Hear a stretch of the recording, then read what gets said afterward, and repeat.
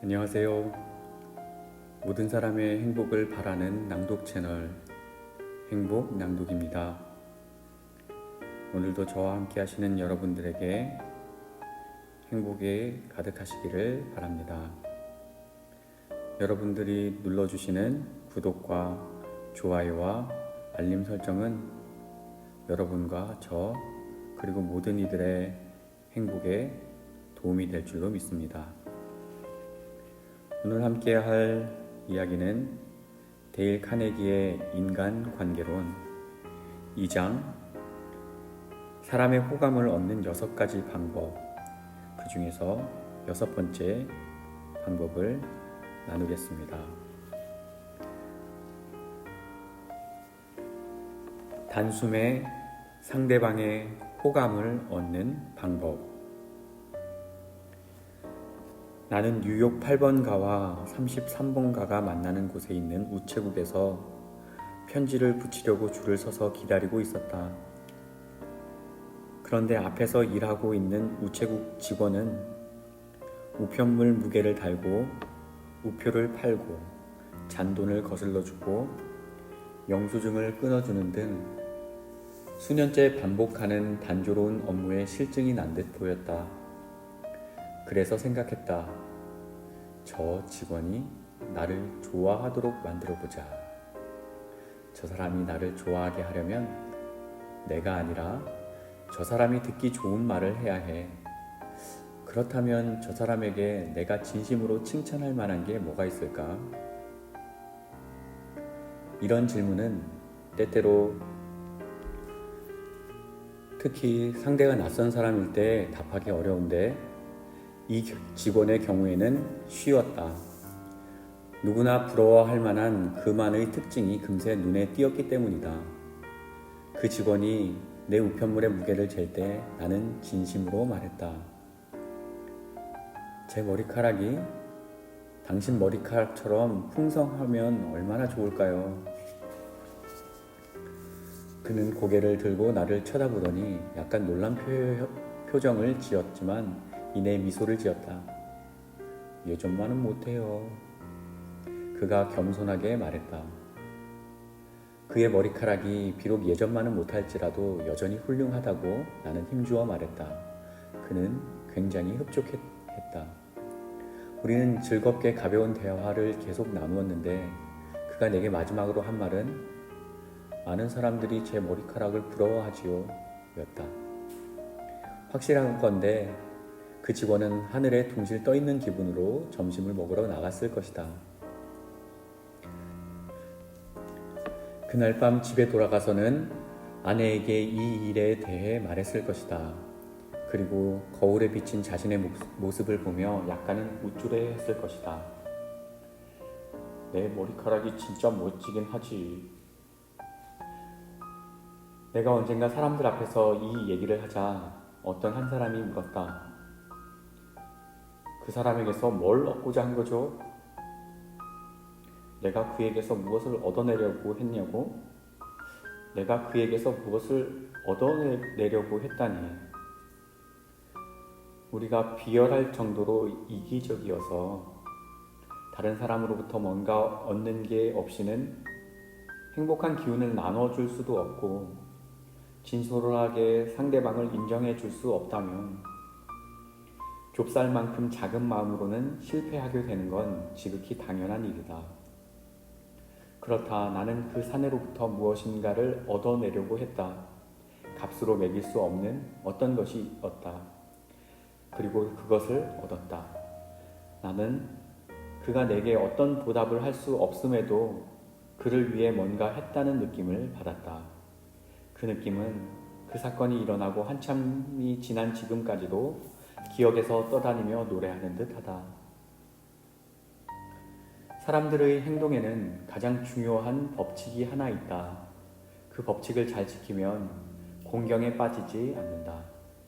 정말로 그 법칙을 잘 지키기만 하면 우리는 수많은 친구와 영원한 행복을 얻을 수 있다. 그러나 그 법칙을 깨는 순간 끝없는 공경에 빠지고 만다.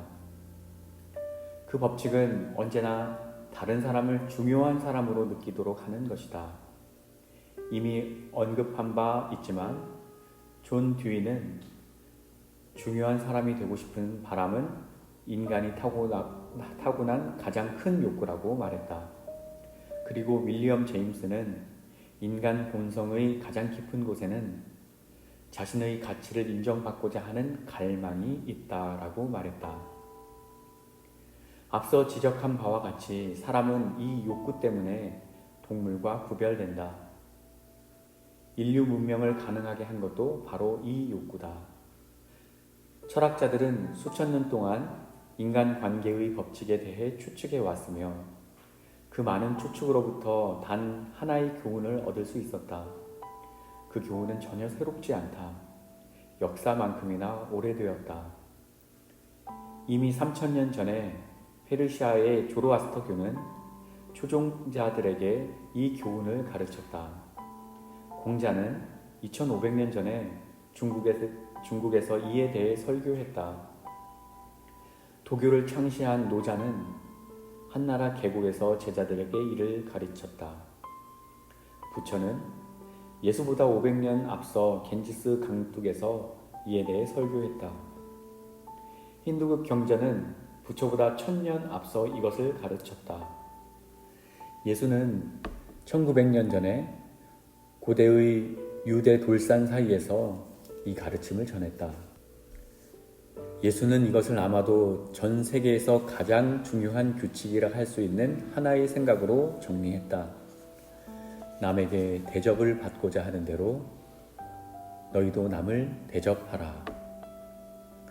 당신은 당신의 진정한 가치를 인정받고 싶어 한다. 당신을 둘러싼 작은 세상에서 중요한 사람이라고 느끼고 싶어 한다. 가벼운 거짓 칭찬 대신 진솔한 인정을 받고 싶어 한다. 찰스 슈왑이 표현했듯이 친구와 동료들이 진심이라고 인정해주고 아낌없이 칭찬해주기를 원한다.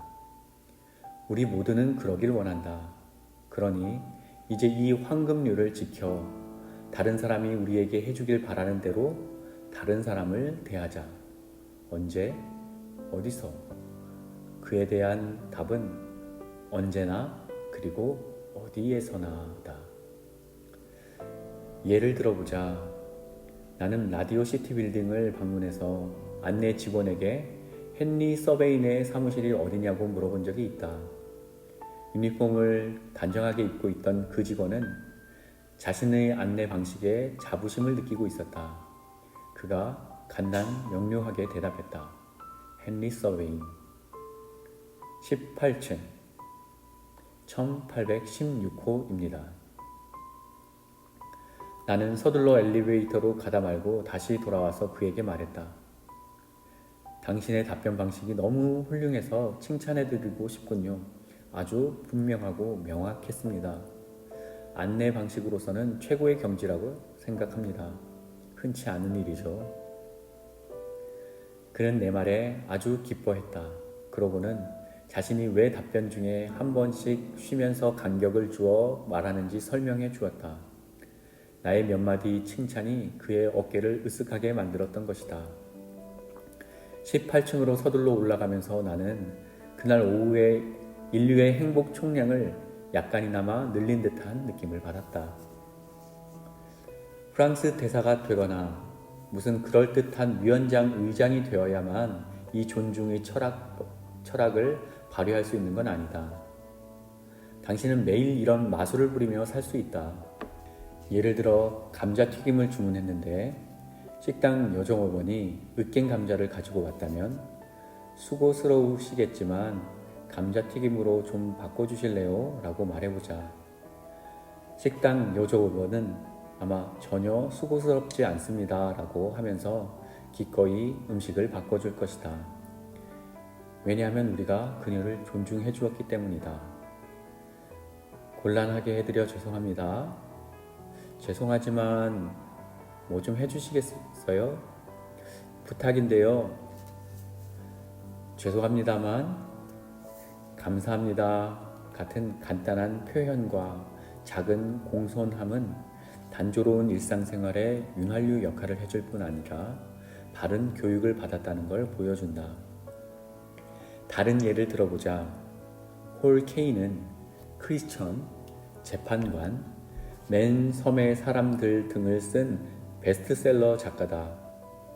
수백만 명의 독자들이 그의 작품을 읽었다. 그는 대장장이의 아들이었다. 평생 8년밖에 학교 교육을 못 받았지만 죽을 때는 동시대의 다른 누구보다 부유한 문학가였다. 그의 이야기는 이렇다. 홀 케이는 소네트와 발라드류를 좋아해서 단테, 가브리엘, 로제티의 시를 모조리 다 읽었다. 심지어 로제티에게 그의 예술적 성과를 칭송하는 글을 써서 보내기도 했다. 물론 로제티는 기뻐했다. 아마도 내 능력을 이렇게 수준 높게 평가하는 젊은이라면 매우 똑똑할 거야 라고 생각했을 것이다. 그래서 이 대장장이 아들을 런던으로 초대해 자신의 비서 자리를 제안했다. 이 일이 홀 케인의 인생의 전환점이 되었다. 로제티의 비서로 일하면서 그는 당대의 유명 문인들을 두루 만났다. 그들의 조언을 들으며 성장하고 그들의 격려에 영감을 얻은 홀 케인은 역사의 한 페이지를 장식할 작가의 길로 들어섰다. 맨 섬에 있는 그의 집 그리바 캐슬은 전 세계의 관광객들이 찾아오는 명소가 되었고 그는 수백만 달러에 달하는 부동산 자산을 남겼다. 하지만 그가 만약 유명 인사를 향한 자신의 존경을 표현하는 글을 쓰지 않았더라면 그저 가난하고 전혀 알려지지 않은 사람으로 생을 마감했을지 누가 알겠는가? 상대방의 진가를 진심으로 인정해 줄 때 이토록 대단한 힘이 발휘된다. 로제티는 자신을 중요한 사람으로 생각했다. 전혀 이상한 일이 아니다. 거의 모든 사람이 자기 자신을 중요하게, 그것도 아주 중요하게 생각한다. 그건 국가들의 경우도 마찬가지다. 당신은 자신이 일본인보다 우월하다고 생각하는가? 하지만 일본인들은 자신들이 서양인보다 우월하다고 생각한다. 예를 들어 보수적인 일본 사람들은 일본 숙녀가 백인 남성과 춤추는 것을 보면 크게 화를 낸다. 당신이 인도에 사는 힌두교보다 우월하다고 생각하는가? 그렇게 생각하는 것은 자유지만 수백만 명의 힌두교도들은 자신들이 당신보다 월등히 우월하다고 생각하기 때문에 당신이 먹는 음식조차 이교도의 그림자가 드리워져 있다고 생각해 가까이 하지 않을 것이다. 당신은 자신이 에스키모보다 우월하다고 생각하는가? 다시 말하지만 그렇게 생각하는 건 당신의 자유다. 그러나 에스키모가 당신을 어떻게 생각하는지 알고 싶지 않은가?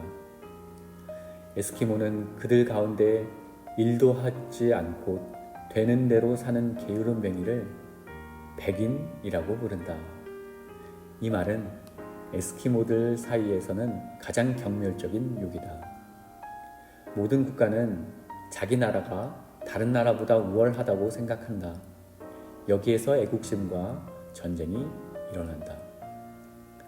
당신이 만나는 거의 모든 사람들은 분명 어떤 점에서 자신이 당신보다 더 뛰어나다고 생각하고 있다. 따라서 그들의 마음을 사로잡는 가장 확실한 방법은 당신이 그들의 중요성을 인식하고 있음을 은연중에 느끼게 하고 또 그렇다고 인정하는 것이다. 에머슨이 한 다음의 말을 기억하라. 내가 만나는 사람은 누구나 나보다 뛰어난 면이 있다. 따라서 나는 그 누구에게서든 배울 수 있다. 안타까운 점은 자부심을 느낄 만한 장점이 거의 없는 이들이 오히려 불쾌할 정도로 우쭐대며 종종 소란을 피운다는 사실이다. 셰익스피어는 이렇게 표현했다. 인간이여, 오만한 인간이여, 짧은 인생 얻어 살면서 잘난 척 거들먹거리는 꼴이라니. 하늘의 천사도 눈물을 참을 길이 없구나. 내 수업을 수강하는 비즈니스맨들이 어떻게 이 원칙을 적용해 놀라운 결과를 얻었는지 3가지 사례를 들려주려 한다. 코네티컷주의 한 변호사의 사례다. 당사자가 친척들을 배려해 실명을 쓰길 원치 않았으므로 R이라고 칭하기로 하겠다. 강제를 수강한 지 얼마 되지 않아 R은 아내와 함께 아내의 친척들을 만나기 위해 롱 아일랜드로 가게 되었다. 아내는 나이 많은 숙모와 이야기를 나누라며 R을 남겨두고 다른 친척들을 만나러 나갔다. 그는 얼마 후 존중의 원리를 적용하는 방법에 대해 발표를 해야 했던 터라 친척 노부인과 이야기를 나누면서 귀중한 경험을 얻을 수 있으리라 생각했다. 그래서 그는 진심으로 존경할 만한 게 뭐가 있을까 집안을 둘러보았다. 이 집은 1890년 즈음에 지어진 것 같은데요? 그렇지 않나요? 그가 물었다. 그렇다네. 그녀가 대답했다. 정확히 1890년에 이 집을 지었지. 이 집을 보니 제가 태어났던 집이 떠오르네요. 정말 아름답습니다. 잘 지어졌고 또 공간도 널찍하고요. 아시겠지만 요새는 이렇게 집을 짓지 않잖아요. 그렇지. 요즘 사람들은 아름다운 집에 대해 신경도 안 쓰거든. 작은 아파트면 그만이라고 생각하고 자동차를 타고 쏘다니기 바쁘지. 이 집은 꿈에 그리던 집이라네. 그녀가 떨리는 목소리로 다정하게 말했다. 이 집은 사랑으로 지어졌다네. 남편과 나는 수년을 고대한 끝에 이 집을 지을 수 있었어. 건축가도 없이 우리가 모든 걸 계획했지. 그녀는 집을 구경시켜 주었고 그는 페이즐리 숄, 오래된 영국 찻잔 세트, 웨지우드 도자기, 프랑스산 침대와 의자, 이탈리아 그림, 그리고 한때 프랑스 대저택에 걸려있던 비단 등 그녀가 여행하며 직접 고르고 평생 간직해온 아름다운 보물에 대해 진심으로 경의를 표했다. 집을 다 구경시켜주고 나자 그녀는 그를 차고로 데리고 갔다. 차고에는 완전 새것이나 다름없는 패커드 자동차 한 대가 블록 위에 올려져 있었다. 남편은 죽기 전 내게 이 차를 사줬다네.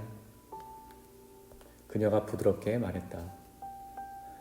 남편이 죽고 나서 한 번도 이 차를 타본 적이 없어. 자네는 훌륭한 것을 알아보는 사람이니 나는 이 차를 자네에게 주었으면 해. 아닙니다, 숙모님. 그가 말했다. 당황스럽네요. 정말 감사합니다만 제가 이 차를 받을 수는 없습니다. 따지고 보면 전 이 집안 사람도 아닌걸요. 전 새 차가 있고 저 패커드 자동차를 갖고 싶어하는 친척들이 많잖아요. 그녀가 소리쳤다. 친척들이라고? 그래, 저 차를 갖고 싶어. 내가 죽기를 기다리는 친척들은 있지. 하지만 그들이 저 차를 갖지는 못할 거라네. 친척들에게 주고 싶지 않다면 손쉽게 자동차 중고상에게 팔 수도 있을 텐데요. 저 차를 판다고? 그녀가 울부짖었다. 내가 저 차를 팔 것 같은가? 얼굴도 모르는 낯선 사람이 저 차, 남편이 내게 준 저 차를 타고 이곳저곳 다니는 걸 견딜 수 있을 것 같나? 저 차를 파는 건 꿈에도 생각해 본 적이 없다네. 저 차를 자네에게 주고 싶네. 자네는 아름다운 것들을 제대로 알아보았으니까. 그는 차를 받지 않으려고 했지만 그녀의 감정을 상하게 할 수는 없었다. 페이즐리 숄, 프랑스 고가구, 그리고 그녀의 추억들과 함께 큰 집에 홀로 남겨진 이 노후 부인은 작은 관심과 인정을 애타게 그리워하고 있었다. 그녀는 한때 젊고 아름다웠고 사랑으로 따뜻한 집을 지었으며 그 집을 아름답게 꾸미려고 전 유럽에서 물건을 사 모으기도 했다. 이제 노년의 고독한 외로움 속에서 그녀는 약간의 인간적인 따뜻함, 진솔한 공감을 원했지만 아무에게서도 얻을 수 없었다. 그러다 마침내 그에게서 그런 온정과 공감을 느끼자 사막에서 오아시스를 만난 듯 자신이 아끼는 패커드 자동차를 선물로 주는 것 말고는 고마운 마음을 제대로 표현할 수 없었던 것이다. 또 다른 사례는 뉴욕주 라이에서 루이스 앤드 발렌타인의 책임자이며 묘목업자 겸 조경업자인 도널드 M. 맥마흔의 이야기다. 친구를 사귀고 사람들의 마음을 움직이는 법에 관한 강의를 들은 지 얼마 되지 않아 저는 유명 법률가의 부동산 부지를 조경하고 있었습니다. 주인이 한 무리의 철쭉과 진달래를 어디에 심으면 좋을지 알려주러 나왔습니다. 제가 말했죠. 판사님, 훌륭한 취미가 있으시네요. 아름다운 개들을 키우시다니 존경스럽습니다. 메디슨 스퀘어 가든에서 열리는 애견쇼에서 매년 최고의 영예를 받으실 만하네요. 이 자그마한 감탄과 인정이 가져온 효과는 놀라웠습니다. 판사가 제게 말했어요. 그렇습니다. 개를 키우는 건 정말 재미있습니다. 제 개들을 한번 보시겠어요? 그는 약속한 시간에 걸쳐 내게 개와 대회에 나가 상들을 보여주었습니다. 심지어 개들의 족보를 가지고 나와서는 개의 뛰어난 외모와 지능이 혈통 때문임을 설명했습니다. 그러더니 저를 돌아보며 물었습니다. 어린아이가 있습니까? 네, 아들이 하나 있죠. 아들이 강아지를 좋아하나요? 그렇습니다. 좋아 죽으려고 하죠. 잘 됐군요. 아드님에게 한 마리를 드리지요. 그는 강아지에게 먹이 주는 방법에 대해 설명해 주기 시작했습니다. 그러다 잠시 멈추더니 말로만 하면 잊어버리기 쉬우니 적어드리죠 하고는 집 안으로 들어가 혈통표와 먹이 주는 방법들을 직접 적어주었습니다.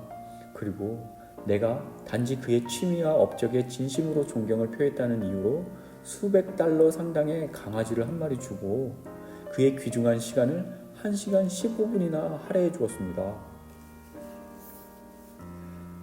코닥사의 조지 이스트먼은 영화를 탄생시킨 투명 필름을 발명해 1억 달러의 재산을 모으고 전 세계에서 가장 유명한 사업가 중 한 사람이 되었다. 그러나 이러한 위대한 업적에도 불구하고 그는 당신과 나처럼 작은 공감을 원했다.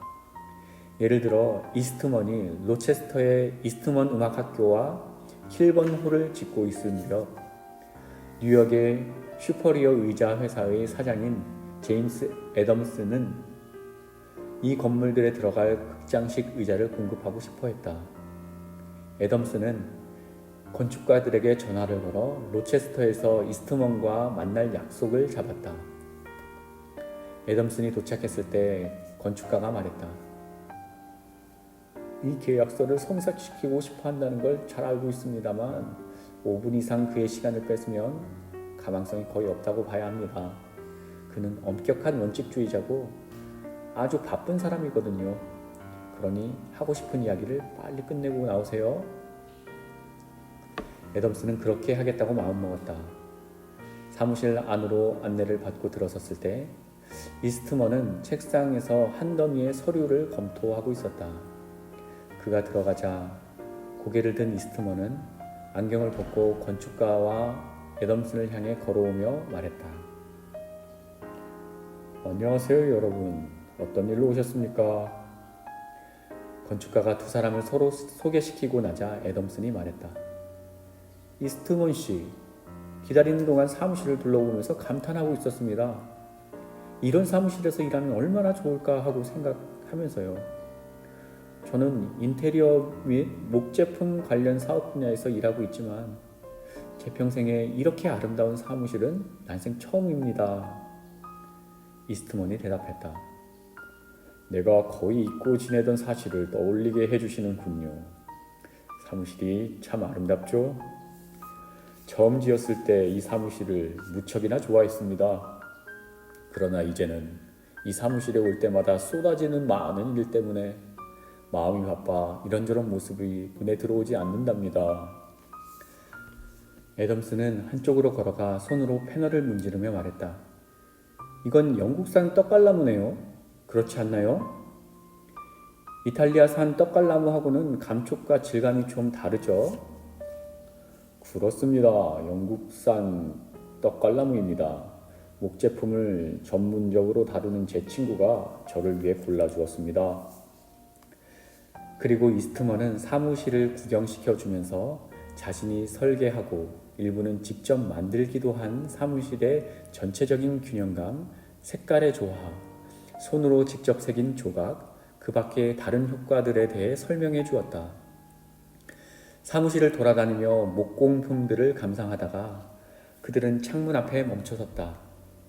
이스트먼은 로체스터 대학교, 종합병원, 동종요법 치료시설, 노숙인 쉼터, 어린이 병원 등 자기가 다른 사람들을 돕기 위해 만들고 있는 시설들을 겸손한 마음으로 조용히 손으로 가리켰다.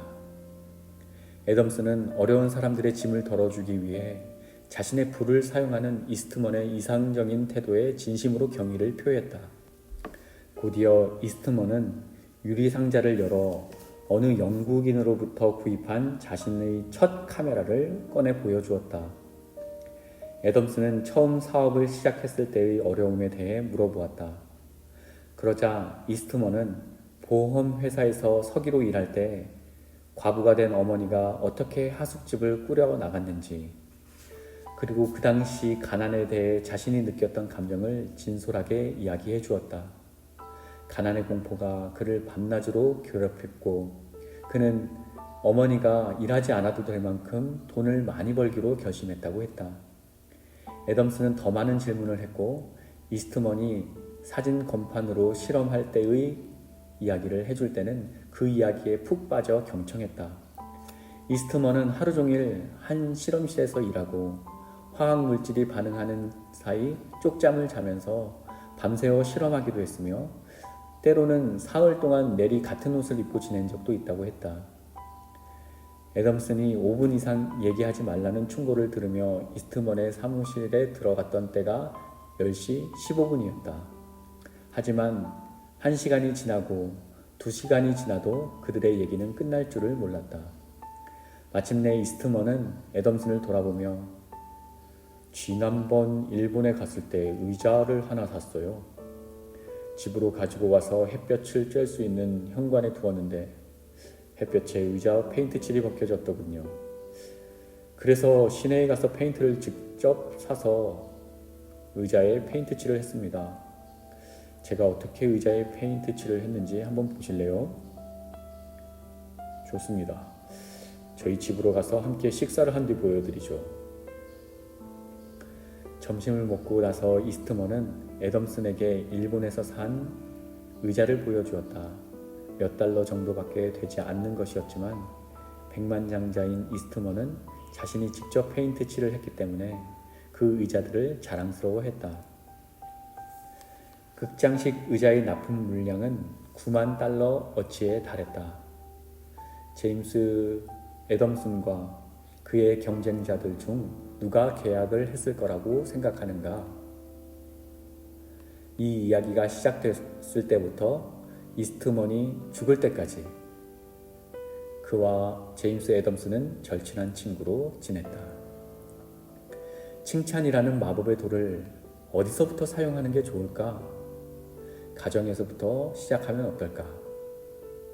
나는 가정만큼 칭찬이 필요하면서도 부족한 곳이 없다고 생각한다. 당신의 아내에게도 분명 장점이 있을 것이다. 적어도 결혼할 당시에는 있다고 생각하지 않았는가? 그런데 아내의 매력을 마지막으로 칭찬했던 게 언제였는가? 얼마나 오래전인가? 몇 년 전 나는 뉴 브런즈윅에 있는 미라미치강 상류에서 낚시를 한 적이 있다. 당시 나는 캐나다의 깊은 숲속에 혼자 고립되어 있었다. 읽을 거라곤 그 지역의 신문뿐이었다.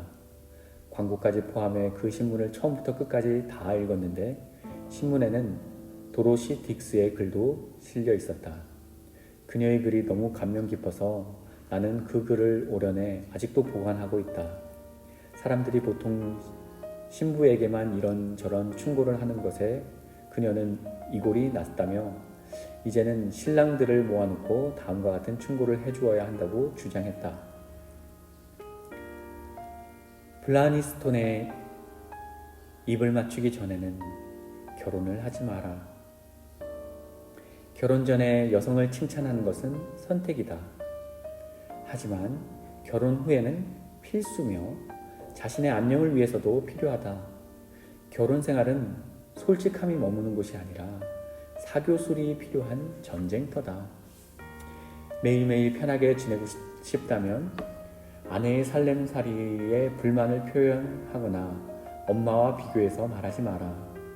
그와는 반대로 아내가 얼마나 살림을 잘하는지 항상 칭찬하고 비너스의 아름다움과 미네르바의 지혜와 메리 앤의 명랑함을 한몸에 갖춘 둘도 없는 여자라고 자랑하고 다녀라. 고기가 좀 질기고 빵이 좀 타더라도 불평하지 마라. 다만 평소의 완벽한 기준에 좀 못 미친다고만 말하라. 그러면 당신의 아내는 기대에 부응하기 위해 부엌에서 혼신의 힘을 다할 것이다. 그렇다고 너무 갑자기 시작하지 마라. 아내가 의심할 것이다. 하지만 오늘 밤 아니면 내일 밤에 아내에게 꽃다발이나 사탕 바구니를 선물하라. 그래야지 하고 생각만 하지 말고 꼭 실천하기 바란다. 거기에 미소와 멋진 사랑의 말도 함께 전하라. 많은 부부들이 이렇게 한다면 지금까지 6쌍 중 1쌍이 이혼한 불행은 막을 수 있지 않을까? 여자가 당신을 사랑하게 만들고 싶은가? 비결을 말해주겠다. 효과는 뛰어나다. 이는 내 생각이 아니라 도로시 딕스의 아이디어다. 언젠가 그녀는 무려 23명의 여자를 유혹해 재산을 가로챈 유명한 카사노바와 인터뷰한 적이 있었다. 여자들의 마음을 빼앗은 비결을 묻자 그는 딱히 기술이랄 것도 없다고 답했다. 단지 여자에게 그녀 자신에 관해 말해주는 게 전부였다고 한다. 이는 남자에게도 마찬가지로 통하는 기술이다. 남자에게 그 자신에 관해 말해주라. 대영 제국을 다스렸던 가장 영리한 사람이었던 디즈레일리는 이렇게 말했다. 사람들에게 그들 자신에 관해 이야기해보라. 그러면 몇 시간이고 듣고 있을 것이다.